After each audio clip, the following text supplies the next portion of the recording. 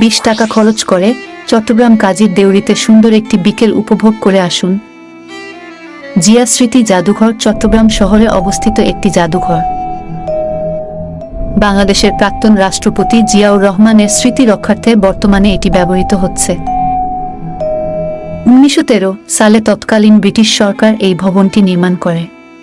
পূর্বে এটি Chittagong circuit house হিসেবে ব্যবহৃত হতো।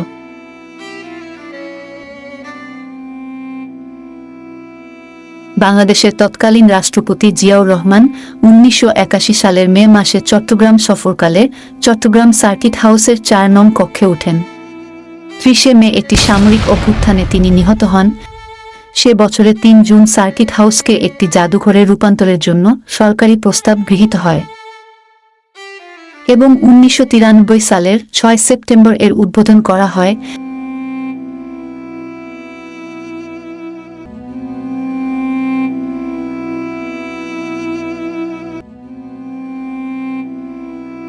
এখানে জিয়াউর রহমানের ব্যক্তিগত বেশ কিছু সামগ্রী সংরক্ষিত রয়েছে।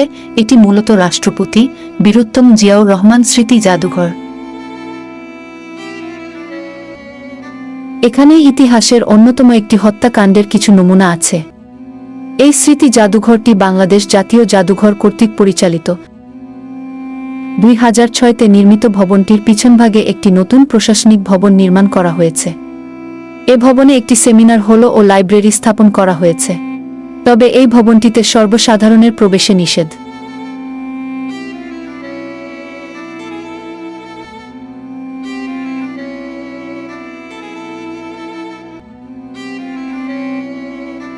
$20 টাকা দিয়ে এই জাদুঘরে প্রবেশ করে মুক্তিযুদ্ধের ইতিহাস ও মেজর জিয়াউর রহমানের জীবনী জানার পাশাপাশি জাদুঘরের সামনে বসে ছবি তোলা সহ সপরিবারে সুন্দর একটি বিকাল উপভোগ করতে পারবেন।